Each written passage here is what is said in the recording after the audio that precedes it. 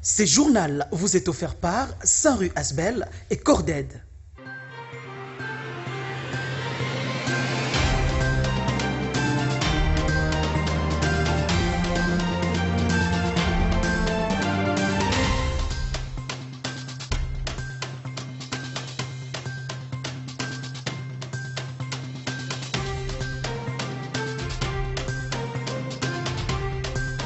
À la une de cette édition du journal, le docteur Oli Ilunga, ministre de la Santé, s'est rendu dans la province de l'Ituri pour participer à l'inauguration du nouveau centre de traitement d'Ebola pour que la prise en charge de toutes les victimes de la maladie à virus Ebola se déroule dans de meilleures conditions à Makeke, dans la zone de santé de Mandima.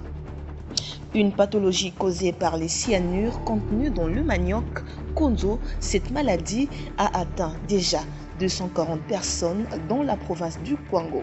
Sur ce, le ministre provincial de la Santé sollicite l'appui de partenaires car la santé des Congolais en dépend. Enfin, le 19 septembre de chaque année est consacré Journée nationale de la santé de la peau avec pour objectif d'apporter des solutions pratiques à tous ceux qui souffrent de problèmes de peau.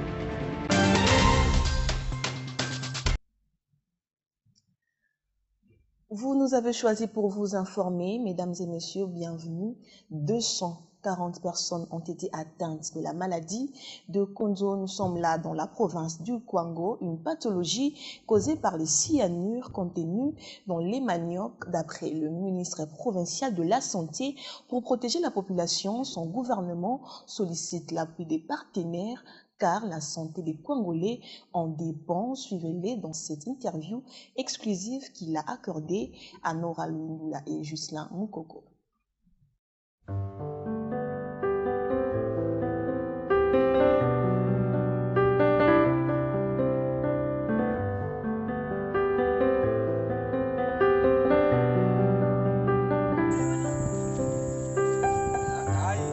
Des 140 cas d'épidémie de la maladie des Konzo ont été notifiés dans les zones de santé de Féchi, Popo Kabaka, Kaimba, Mwela Lembwa, Pandi et Kimbao.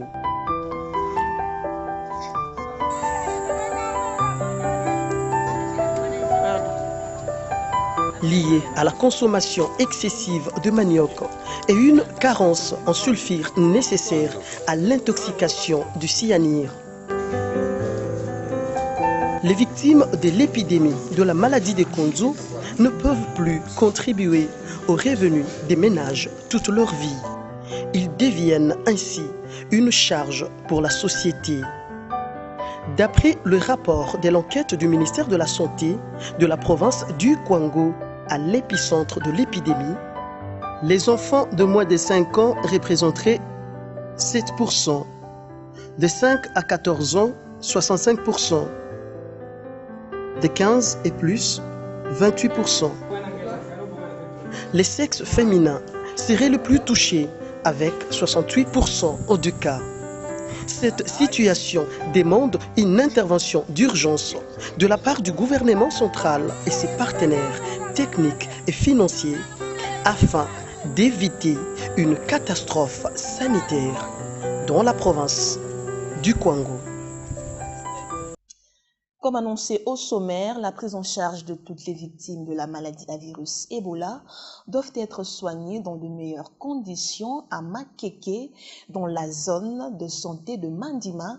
Nous sommes là dans la province de l'Ituri. C'est dans cette optique, le docteur Oli Ilunga, ministre de la Santé, s'est rendu dans cette partie du pays afin de participer à l'inauguration du nouveau centre de traitement d'Ebola. Nora Lundula nous fait les condensés.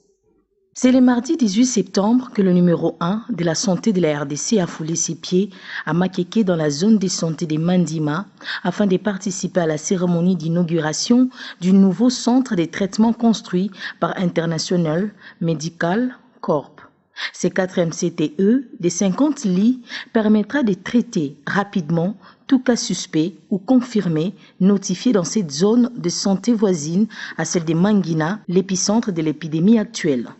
Selon le Dr Oli Ilunga, ministre de la Santé, la décision de construire ce CTE à Makeke avait été prise en août lorsque la coordination avait constaté que le CTE de 50 lits à Mangina se remplissait rapidement et risquait de ne plus accueillir des patients supplémentaires vu l'augmentation rapide des cas confirmés et suspects. Depuis lors, la courbe épidémiologique s'est inversée à l'épicentre et seuls des cas sporadiques et importés sont encore notifiés à Mangina et à Makeke.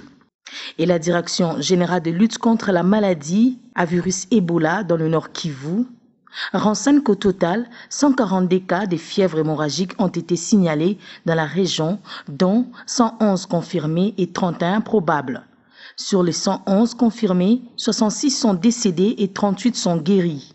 6 cas suspects sont en cours d'investigation, aucun nouveau cas confirmé notifié, aucun nouveau décès.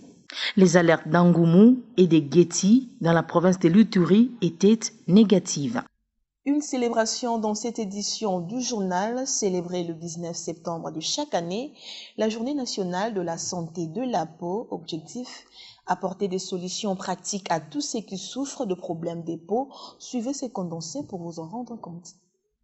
La Journée nationale de la santé de la peau, une journée utile, en tout cas dans la mesure où elle vise à apporter des solutions pratiques à tous ceux qui souffrent de problèmes de la peau. Selon les organisateurs de la journée, ces problèmes sont nombreux. C'est aussi un moment de rencontre, d'où le 19 septembre 2015, en France, le dermatologue vont à la rencontre de la population. Votre peau est votre patrimoine.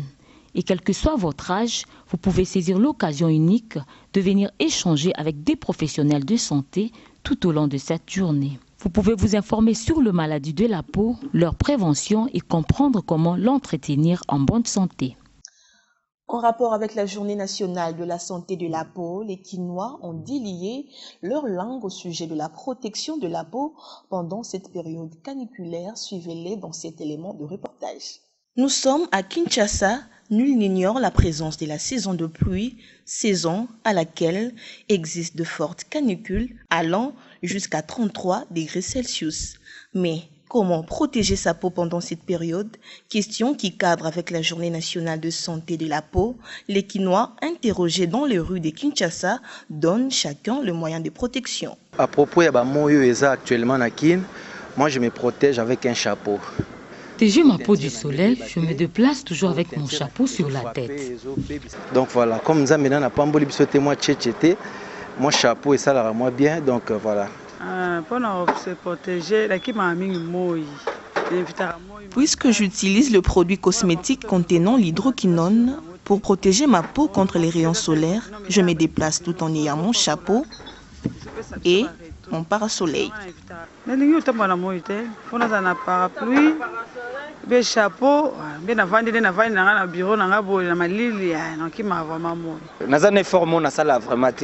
Je fournis aucun effort pour me protéger du soleil, car je suis de teint noir. Je n'ai ni chapeau ni parasoleil.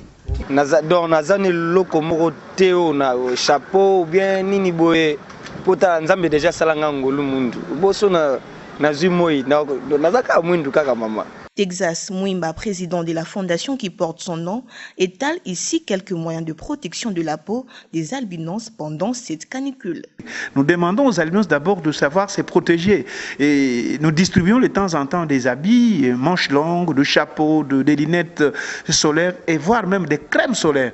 Nous distribuons gratuitement. Nous ne vendons pas de crèmes, nous distribuons gratuitement. Parce qu'aujourd'hui, si vous apprenez qu'il y a un albinos qui est décédé, à 90%, c'est cette maladie-là, le cancer de la peau, qui ravage des albinos. Prendre beaucoup d'eau, le port des chapeaux et se promener sous un parasoleil serait le moyen le plus simple de se protéger du soleil afin de bien garder sa peau.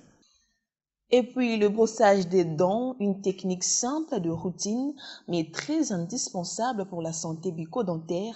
Il permet de supprimer les déchets alimentaires et de limiter la plaque dentaire. Comment, pourquoi et quand doit-on se brosser régulièrement les dents?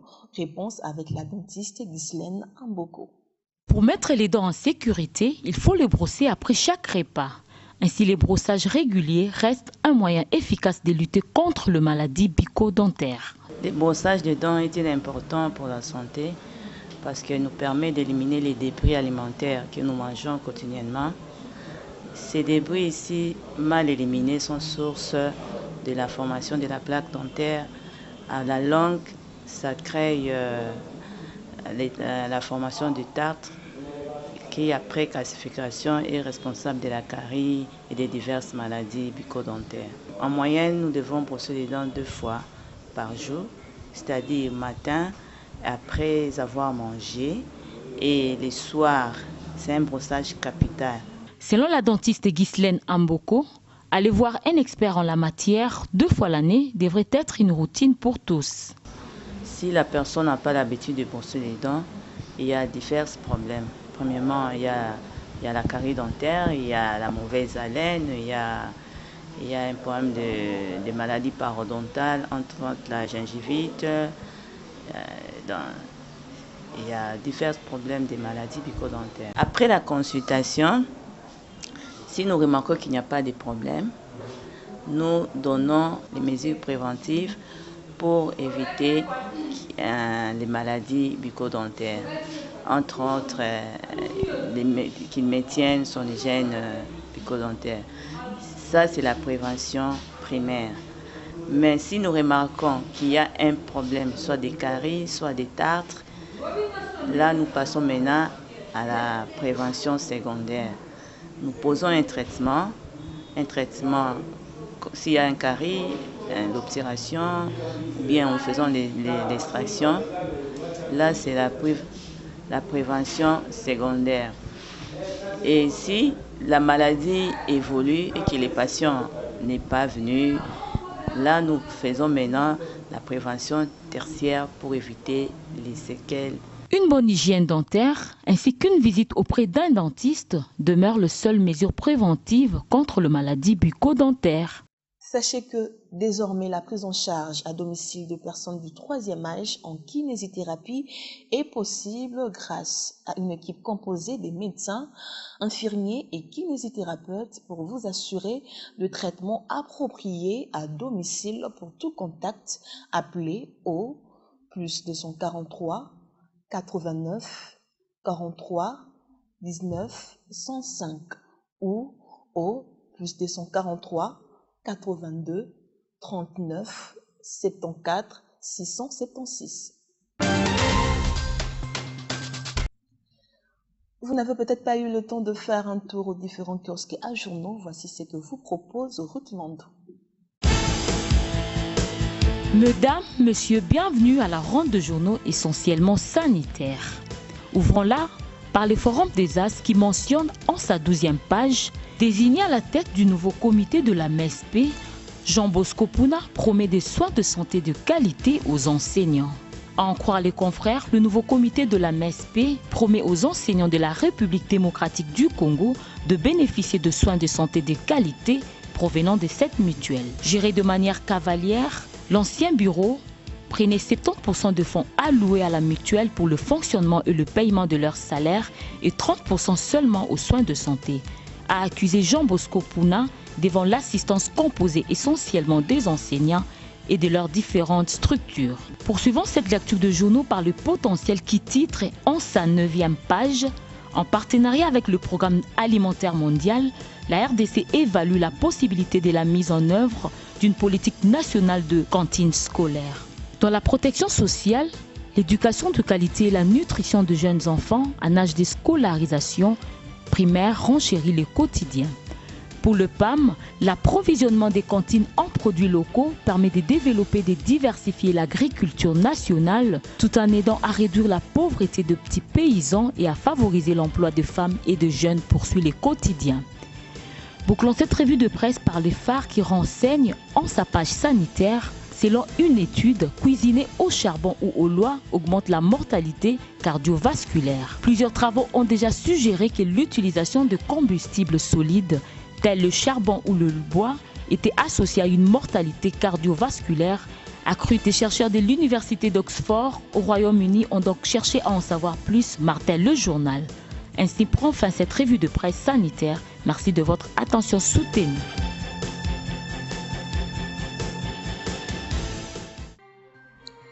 Ainsi s'achève complètement cette édition du journal. Mesdames, Messieurs, merci à vous de l'avoir suivi.